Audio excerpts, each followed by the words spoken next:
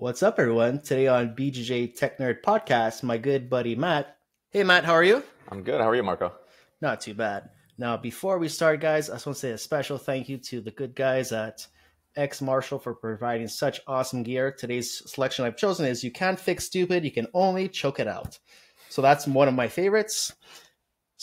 And also another special thank you to the good folks at Higher Healths Canada and USA. If you guys are interested in raw liver, kidneys, all that good stuff, there's a lot of research out there. So you can have it daily in pill form. Helps me out a lot on cooking. And if you're interested in any of those products, you can use my special code. Will be probably somewhere here. BJJ Tech Nerd. That's one word. BJJ Tech Nerd. All right, let's do this. Matt, how are you today? You're good? I'm good. Yeah. How's the weather? How's the weather today? Weather's good. San Jose's got pretty much the best weather in the country. It's 75 and sunny. I guess in Celsius, it's like 20 degrees Celsius for you, probably something like that. Fantastic for you, Matt. I am so freaking happy for you. No, but actually, you know what? In Montreal, it's nice. We have nice summer weather now, but today's a little bit cold, so it's like 15, 20 degrees, so it's not too bad today. I didn't know you were in Montreal until the other day. I was listening to, I think it was the Elbows Tight podcast. I was just in Montreal like 3 weeks ago, so I love it there. It's one of my favorite towns.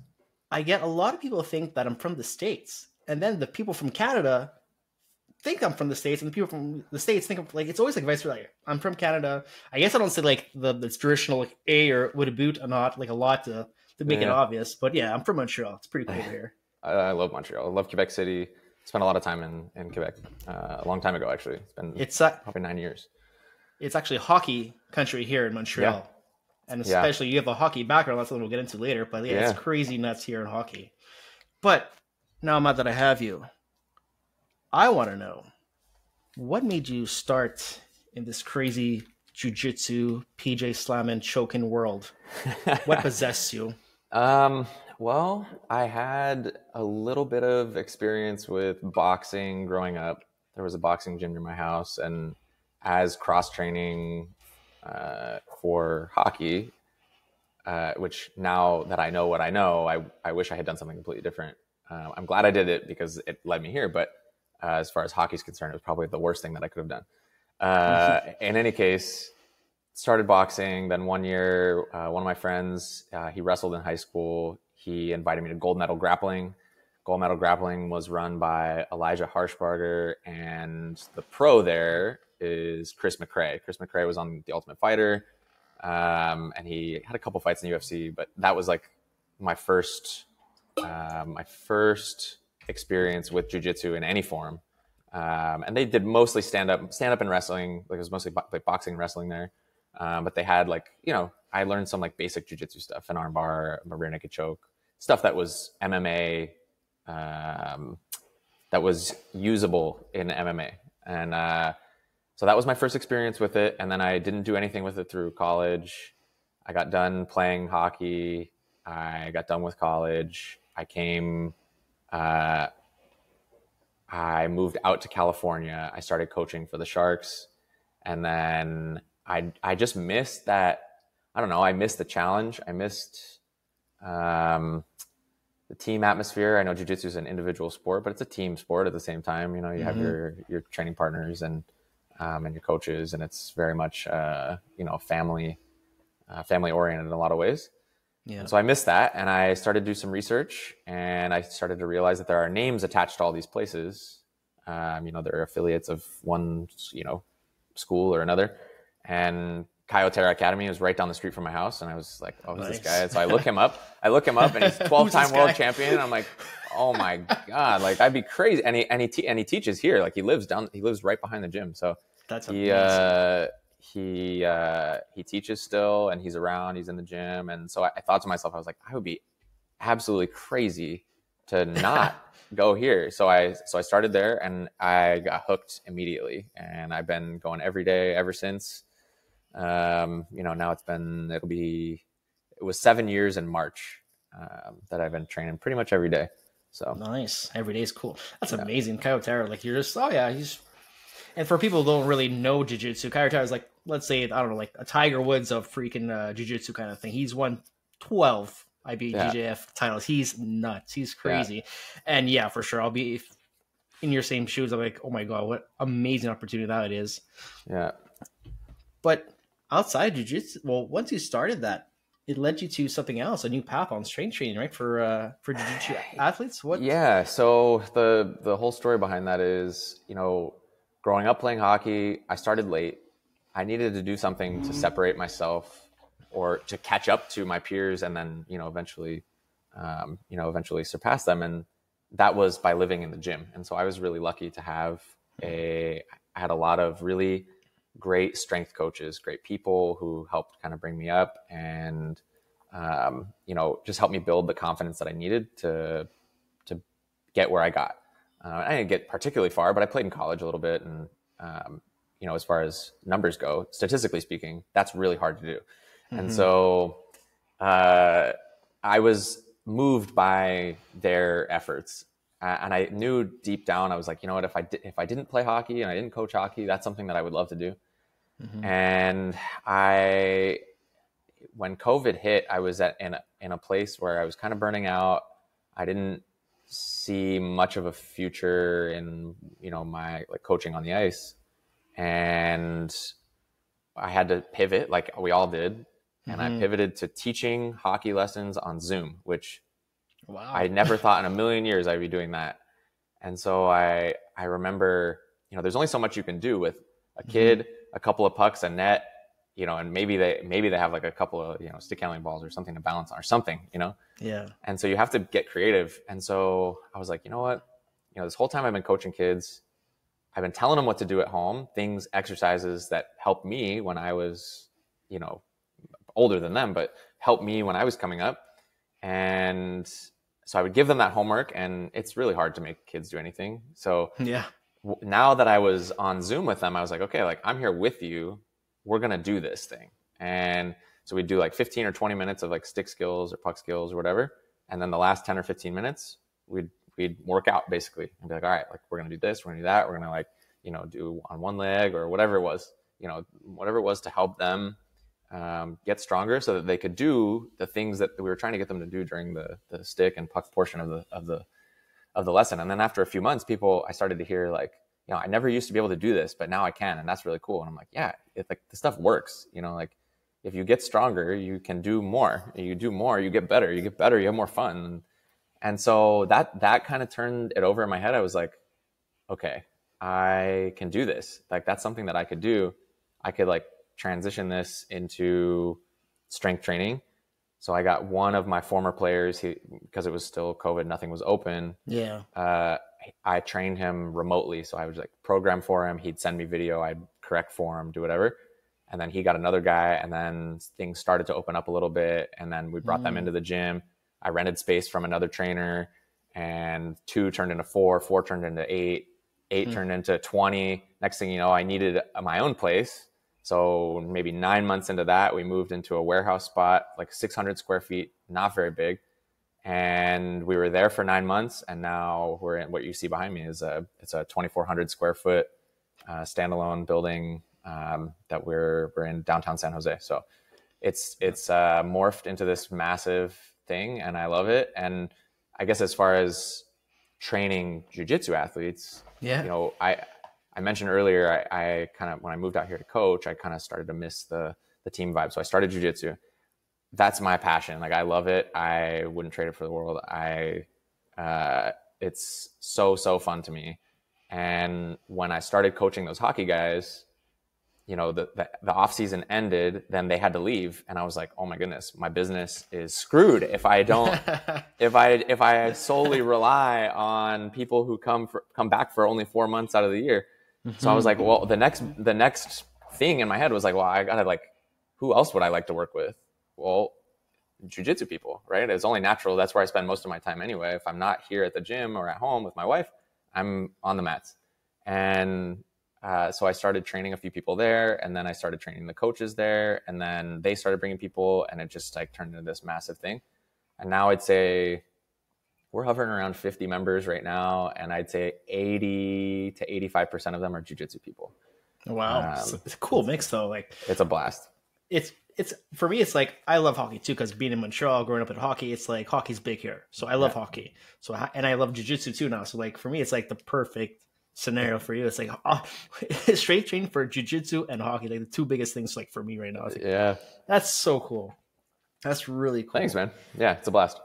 Oh man. And I want to say, have you ever had a client that during their training straight, or have they had like a serious injury? Like, what is your client the biggest injury that you remember?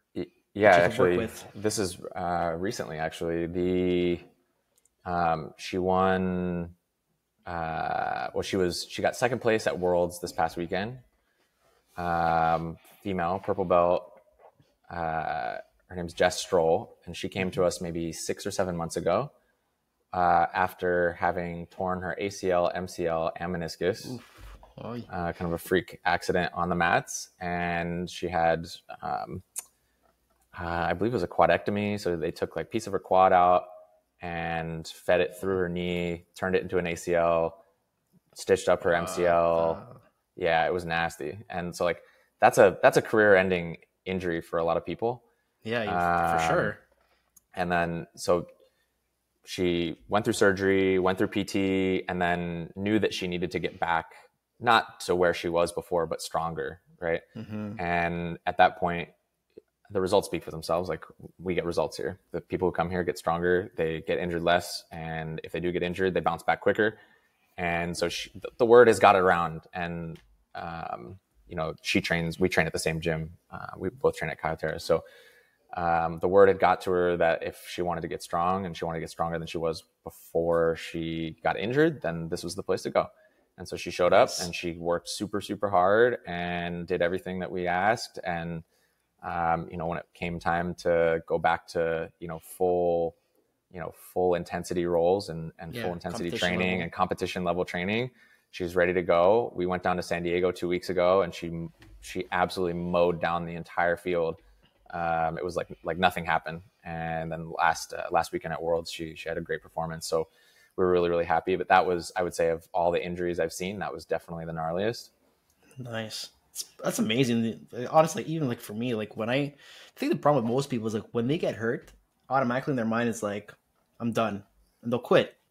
And I remember 5 years ago when I blew my back for the God knows how many time I did. It was a bad herniated disc, probably moved 22 millimeters, very small, but enough to make me not move for like 4 days, enough to play tricks in my head, and enough for 6 months having a hard time putting my socks on. So all this emotions, the length, you play these games like I'm never going to be better again. This is my life. But it's so far from the truth. It's like people don't believe in this strength training and rehabilitation that you could come back and stronger. And when I tell people that I was, and people at work used to make fun of me, they call Marco the broken back, he's an old man kind of thing, where it's, now I'm doing jiu-jitsu and there's not even any doubt in my back, and my back is even stronger now than ever. That is what blows my mind today. So whenever you tell me a story like this, like, anyone can come back. As crazy as it sounds, anyone can come back. And I think I don't know how prevalent this is in other sports, but in jiu-jitsu, like you said, a lot of people, once they get injured, they're like, oh, I'm done. And then they just either leave the sport or stop doing things at all. Maybe they stop moving. We do a seminar here at like all the jiu-jitsu schools just to like teach people about strength training for jiu-jitsu. And, one of the things we talk about is, I think it was a study that was conducted. It's like a self-reported thing where it was like 1,200 athletes over 3 years, right? And jiu-jitsu athletes. And they had to report when they got injured, how long they took off, what they did after the injury. And 75% of them got injured. No surprise.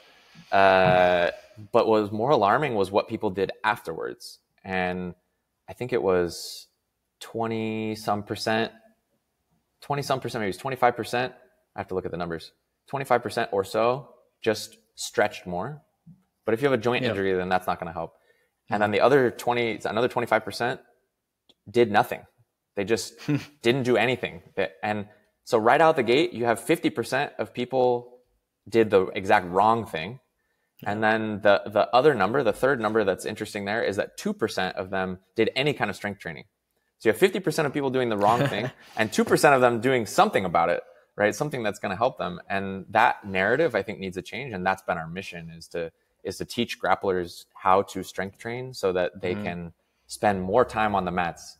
And, you know, like if I go and we go to one of these talks and even one person does something that we talk about and they get better and they are able to, you know, not get injured one more time. They spend an extra couple weeks on the mat. They get a little bit better. Their training partners get a little bit better. And so that's our way to reach as many people as humanly possible. Oh, for sure. It's kind of funny. I have my own case study with my wife. My wife never did a sport in her life. And I was trying to teach her like not to be scared of anything. So we do strength training together, like a boot camp style. So I love it. She loved it too. But her first 1 or 2 classes, I think after their second class, it's normal. She never did any strength training in her life. She was at a point where she got so scared she couldn't walk down the stairs because we did a lot of squats and all this stuff. She's like, Marco, I can't do this anymore.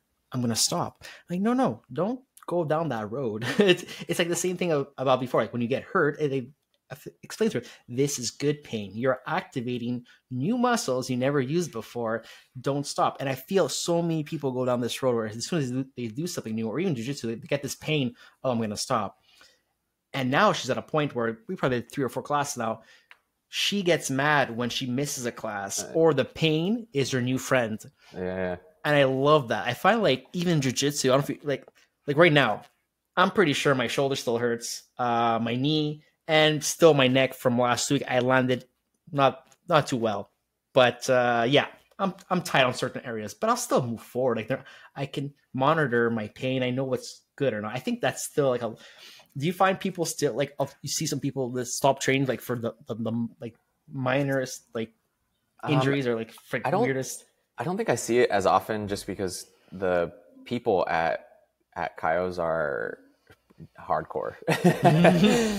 And so fair enough. it's a competition gym. Even you know, even people like I don't go to the comp class, but I compete a lot. And a lot of people I know who don't go to the comp class compete a lot. And so it's a competition gym. And so people are more accustomed to dealing with bumps and bruises like that.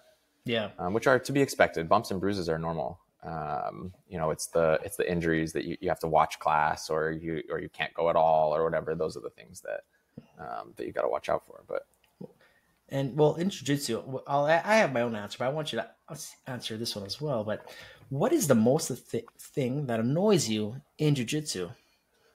Oh, when people don't cut their nails.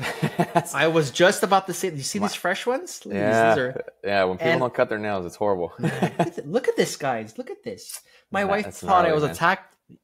Dude, my nails were slightly long, so I didn't play as aggressive. Like I didn't go for those crazy grips, and I got cut in the end. That's crazy. That's definitely a pet peeve of mine. I mean, I play both, but I thought you meant that's my like top pet peeve. Yeah. Is the nails? Nails, yeah. I think that's probably the worst one. I'm borderline between nails and like deodorant, like between those two. Yeah. If you smell, that's kind of tough. And especially when you smell and you tend to drink any of their sweat by mistake because they're full mouth on your side control. It's like, yeah. Guess I'm not thirsty anymore. It's good. That's good motivation to retain guard. So, Matt, you do a lot of competitions, right? Yeah, you do quite a few. And I've been seeing your good buddies with Josh, right? Yeah, you guys are like. We're like two brothers, two mischievous brothers, and I've been watching your reels. Like these guys are. So you and Josh do quite a bit of tournaments together. Yeah, Josh competes more than I do. He has gone full bore and competes pretty much every weekend. It's crazy. I can't work remotely because I own the gym, so I don't have that luxury. But I do compete as often as I can. I think since I got my brown belt, I've done 8 or 9 tournaments. So that's 8 or 9 in 6 months. And I set out to do 10 this year, and I'll break that easy. So I think I'm going to try to do 15 or 20. Nice. And I love it. It's a blast. It's so much fun. And I think there's a lot to be said for trying to execute under pressure, trying to execute against people you don't know, because, you get into these grooves with your training partners where, you know their game, they know your game. You can kind of guess where things are going to end up, unless somebody takes a hard left turn, but that doesn't happen as often. You go to competition and you're going to get reactions that you're not used to. You're going to get looks that you've never seen before. And that's important, I think, for developing a well-rounded jiu-jitsu game, because even the wrong reaction can get you if you don't know how to respond to it. And that's ultimately, I think, what competition comes down to for me, is just their data points. I try to go in. I don't put too much pressure on myself. Just say, okay, like, I obviously want to win, but I'm not going to I'm not going to be too upset if I don't. I'm just going to move on, fix the thing that I didn't do right, and then go back and do it again. And, you start to see the tide shift a little, and, start to win more matches, because you just have those data points under your belt. Yeah, for sure. And with your establishment and now having about 50 members in it, and you're starting the Instagram and all the stuff, and you're making these great reels now with Josh. Those are fun. Yeah, they are fun. They're fun. They're very fun. We laugh the whole time. You guys can make like a whole series on Netflix about, like, just call it The Crank. The Crank. The Crank. With a question mark. Yeah. Where do you see yourself in the next 5 years? Oh man. On jiu-jitsu, your rehabilitation establishment, everything. Where do you see yourself? Yeah. So my end goal. Well, I gotta. Let's take a pit stop. So I own Victory High Performance. My wife and I just bought a house in Las Vegas. So our plan is to move in 2025 to Las Vegas, open a jiu-jitsu school there. We would. There's no way to tell whether or not I will have reached the highest level at that point. I don't expect anything. I'm not like asking for promotion, but. Based on the timing and the amount that I train, and you could probably guess that probably would have happened by then. And I would love to open. I'd still open the school even if I hadn't got my black belt yet. Open a school there. We want to kind of merge jiu-jitsu and strength training, similar to. I've never been there, but I think Electrum Performance down in San Diego does something like that. They're really tight with the Atos crew. Okay. And so I would love to merge strength training and jiu-jitsu at some point. And then once that is up and running, my other passion is coaching business. Like, I love the business side of things. I could talk about it all day. I'm very much into helping people free themselves from the day-to-day 9 to 5, the whole thing. And so after opening a jiu-jitsu school of my own that, will be, profitable and serve a lot of people, I'd like to coach business to jiu-jitsu gym owners who, want to gain their life back. Because I don't know how many owners, at this point. I've met several doing the seminars here. And it seems like a lot of them start their gym as a passion project. They're like, oh, I got my black belt. I love jiu-jitsu. I just want to coach jiu-jitsu. And then they open a school. And then next thing you know, they're coaching from 6 a.m. till 9 p.m. and they have no breaks, and they're just like running themselves into the ground. And there is a better way, and I know the better way. So that's my very, very end goal would be not just to have my own school, but to teach other jiu-jitsu gym owners how to build a business that serves their life, not the other way around. Nice. And through this whole process, who has been the most influential person in your life? Oh, that's tough. That's a tough one. You weren't ready for that one. It's that's a tough one. Sharp left turn. I could not possibly give you just one. There are so many people that I owe, a huge debt of gratitude to. The strength coaches that I had growing up. If it weren't for them, I wouldn't have gone down this path. Several of the coaches that I coached with at the Sharks just taught me how to be a better coach. Not just instill a passion for strength and conditioning, but how to be a better coach, how to communicate better with my members, my teammates, my athletes. I have my parents to thank. They're entrepreneurs, so they've always kind of instilled that entrepreneurial spirit in me. I can remember lemonade stands as a kid and car washes and doing whatever I could to just be free to do what I want. I didn't want to I've never ever felt myself able to do somebody else's bidding. It's always, I've always wanted to do my own thing. I have my coaches at Coyotes. Vitor Pascual is my coach there. And he's been a huge influence on me, just instilling a passion for the sport and really helping foster an environment in which I can flourish and feel comfortable training and making mistakes and learning from those mistakes and just getting better every day. So I would be doing a great disservice to a lot of people if I said there was just one person. And I'm sure the list is longer. I have other people that I'm sure I left out, but the list goes on. That's good. Awesome, man. And also at the same time, on your day-to-day, what really motivates you? Well, from a jiu-jitsu standpoint, I just want my jiu-jitsu to be as tight as humanly possible. I want it. I have a thing for systems and technique and rules, and I like how all of that stacks up in my brain. And so when I see something or I'm trying to execute a technique, I just want it to be as bulletproof as possible and make sure I have all the bases covered. So jiu-jitsu is the last thing I think about when I go to bed, and the first thing I think about when I wake up. I'd be like, I cannot wait to get to class, and if I could stay all day, I would. As I build the gym up and I hire more coaches and I'm able to take a step away from coaching full time, I will spend more time on the mats. So I would say that motivates me from a business standpoint.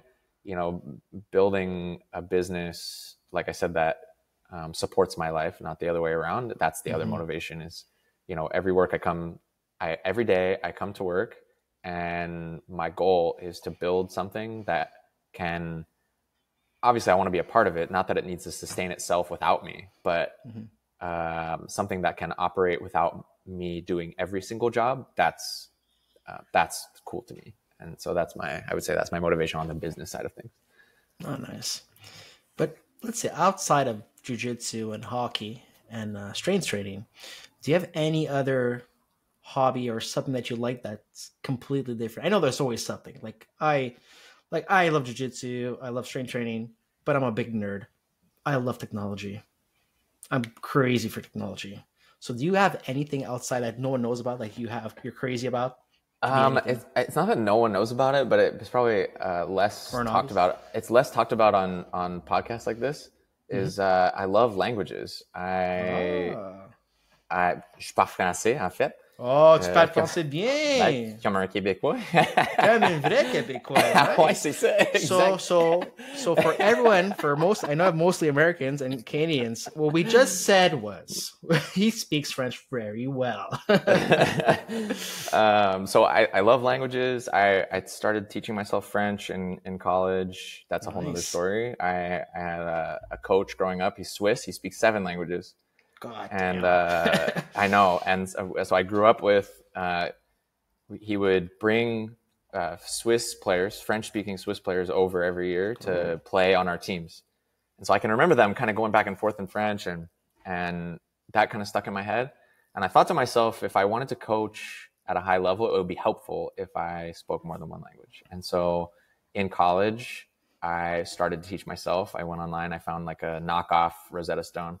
Rosetta Stone, yeah. It was a totally free version. It was garbage, but it got me the basics. And then I was like, well, okay, at a certain point I got to take it to the next level. So I started taking classes there. I got into French 1, and my teacher was like, what do you mean? This is all review for you. So I audited French 3 when I took French 1, and then I audited French 4 when I took French 2.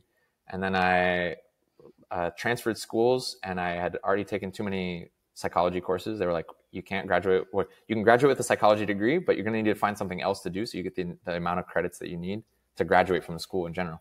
So I was like, okay, like, can I double major? And I'll let you major in French. And they were like, okay, you're kind of behind, so you're going to have to go to France. And I was like, oh, twist my arm.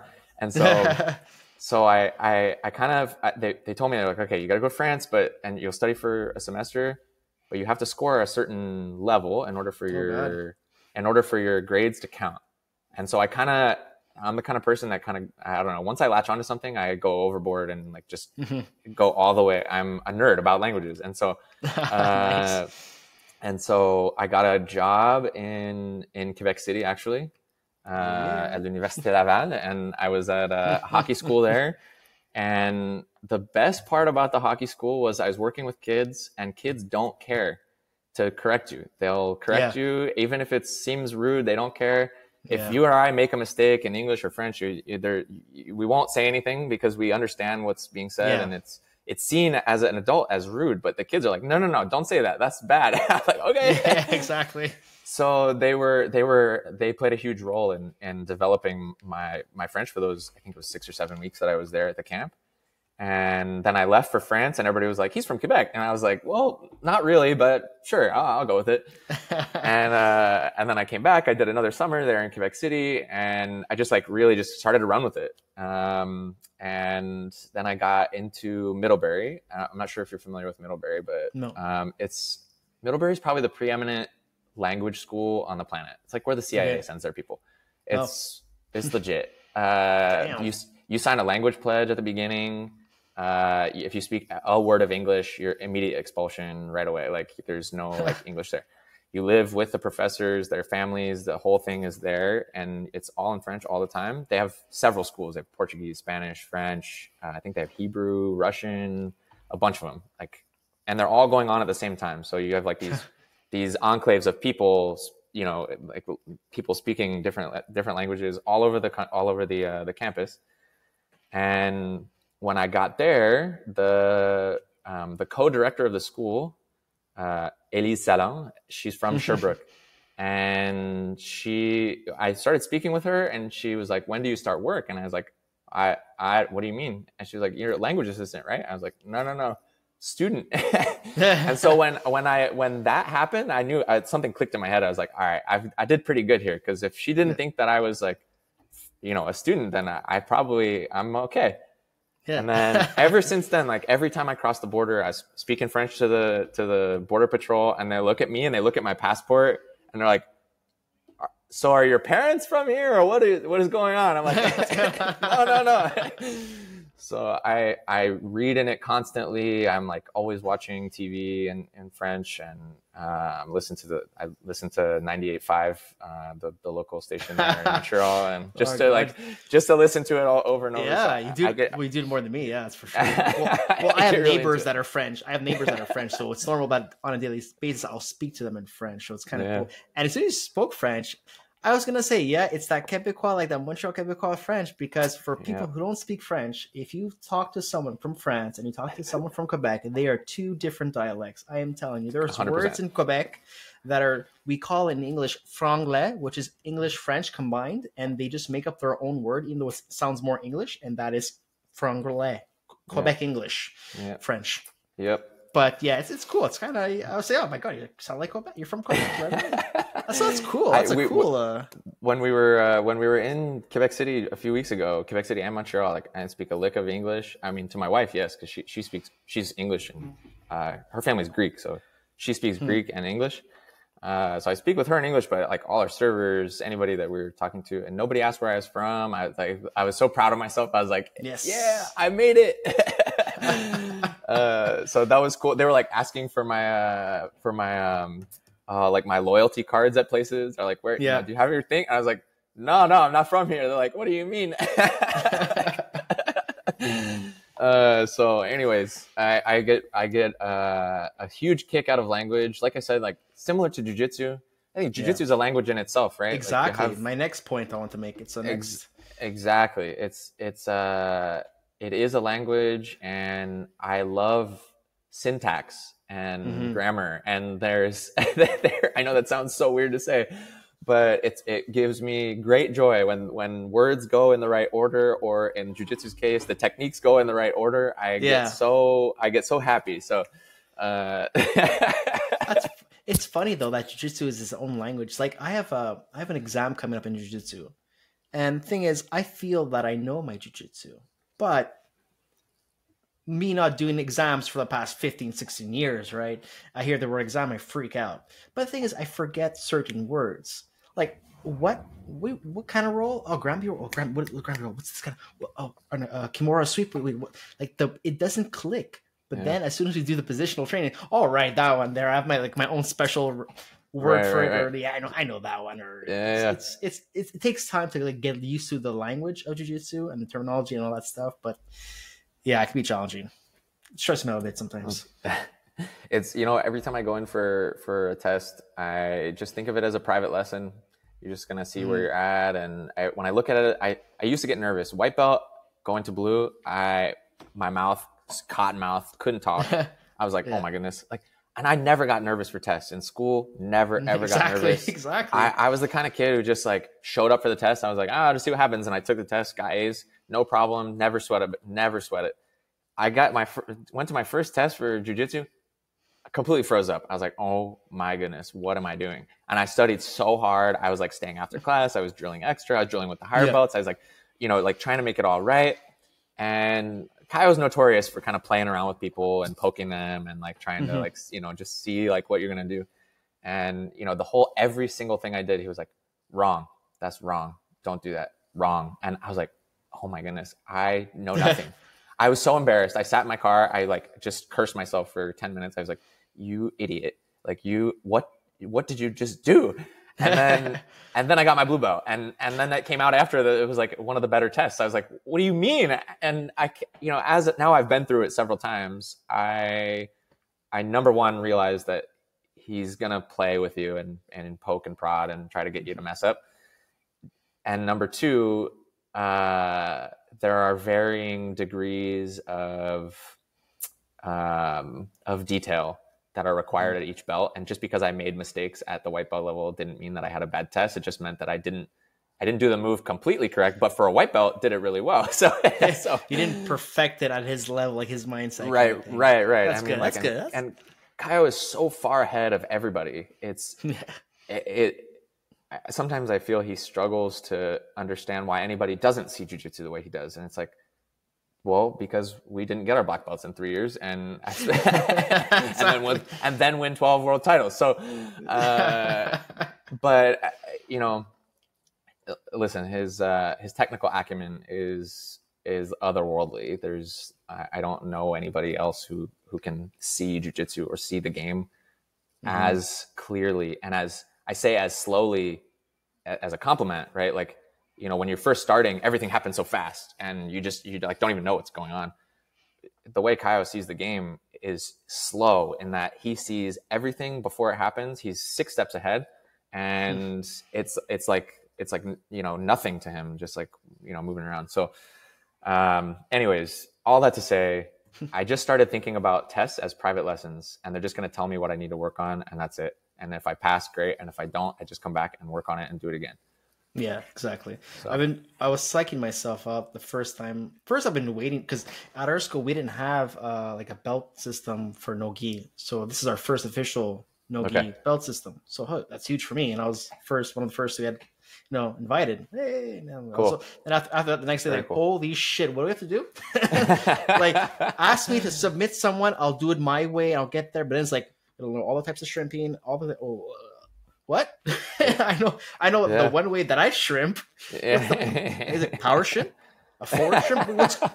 Shit, what just happened? So whatever, I'm gonna deal with that. But I'm thinking less about it. I'm saying I'm having fun. I know my basics. Just don't, and whatever. If I get it, I don't care. My jiu-jitsu, I'm happy with where I am. And at the end of the day, if I don't get it now, I'll get it in a couple months or whatever. Yeah. No big deal. It won't change your jiu-jitsu from day to day. No. Unless you take it as like I said, a lesson, and then if there's something that you didn't know, then you go and fix it. Then it will change your jiu-jitsu for the better. Yeah. right? Exactly. It does. And before we end off, I just want to ask you a few more questions. Yeah, of course. Now that we're here, what is, you could say, your greatest accomplishment? Dun, dun, dun. Oh These man, questions get hard, man. greatest accomplishment. I would There could be be. many. There could be many. There are several. I'd be remiss if I didn't mention scoring my wife. Thank God you said that. I was about to say, I was yeah, about she's a babe. the wife is first. Yeah. Wife and kids are always first. Yep. She's awesome. I love her to death. We met at jiu-jitsu, and so I knew that I needed to be with somebody who understood why I would crazily wake up on Christmas morning or Thanksgiving and want to go train, and she gets it. She totally supports my habit. She's like, go to school and do your thing, and I'm like, all right, cool. So having grown the business to the level it's at now, I won Business Owner of the Year in my mastermind group last year. So that's nice. Probably that, and that's voted on by my peers. So not the owners of the mastermind, but other business owners. Cool. So I would count that up there as one of them. From a language perspective, blending in with Quebecers, not being mistaken for an American, great accomplishment. Love that. From a jiu-jitsu perspective, I mean, Kaio's so tough on if you get a belt from Kaio, you deserve it. There's no mistaking that. He does not give pity belts, and so like getting my brown belt in December was huge for me. That was like I'm not, there's no end, even after you get your black belt, there's no end. Never. I'm not like at that level yet, but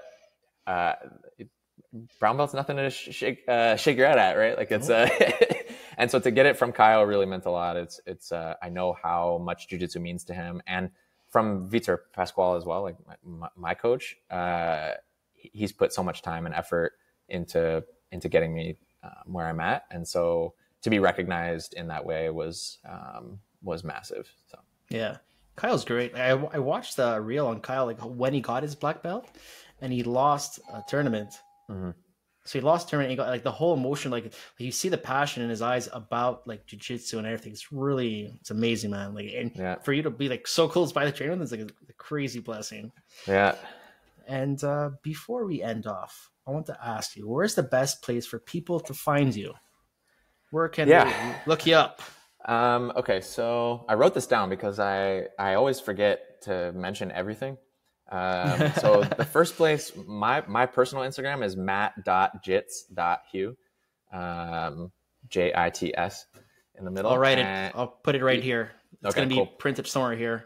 So that's my personal Instagram. If you want to see, like we do, I'll put like business stuff up, jiu-jitsu stuff up, strength training stuff up. And then, as you mentioned earlier, like Josh and I have our running, our sketch comedy. The crank. Yeah. You can see we've got a couple other ideas in the works where we're always, every time we drill together, it's debauchery and it devolves into, script writing. And, Josh comes back to me the next day. He's like, "Hey, I wrote a script. Do you want to film some lines?" I'm like, "All right, cool. Let's do it." So there's some comedy on that one. The business is at Victory High Performance.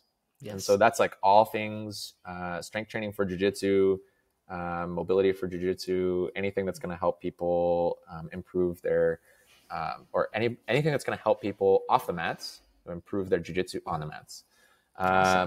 On the Train Heroic app, we have our submission strength system. It's a 12-week program.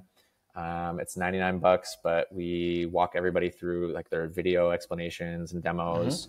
And we've basically put our program, the program that we run here, online. So on the Train Heroic marketplace, we're writing an ebook for Strong and Fit, which is BJJ Fanatics, their strength and conditioning offshoot. So I think that ebook will be featured on BJJ Fanatics and Strong and Fit, and that it's a working title right now, but should be Move, Feel, Perform Better. And then eventually I would like to do like a pure BJJ Fanatics one, not just on the Strong and Fit. But that should be on both platforms. And then if anybody's listening in San Jose or in the Bay Area, we have our bulletproof seminars, Bulletproof Your Body, Win More Matches. We run those at any of the, at several local jiu-jitsu academies. The next one is at Gilroy BJJ on June 25th. And you can sign up for, it's totally free. You can sign up for that, register for it on the link in on the Victory High Performance Instagram bio. Boom. We're all over the place. We're making moves, man. Making moves. My God. That's awesome. Yeah, so thanks. Awesome. So, Matt, I want to say a special thank you for coming on my podcast today. Thanks so much for having me, Marco. Quite the chat. Maybe in the future we can have you and Josh at the same time. Would love to do that. Nothing would make me happier. Actually, that'd be a lot of fun. Awesome. So before we end this one, guys, I want to say again a special thanks to Higher Healths Canada and USA and the good folks at X Martial. You can find my special discount code somewhere around here. BJJ Tech Nerd. Again, that's one word, BJJ Tech Nerd. Matt, thank you again. Yeah, thank you so much. It was a blast. I love talking about that stuff. All right, guys. Catch you later. Have a good one. Us.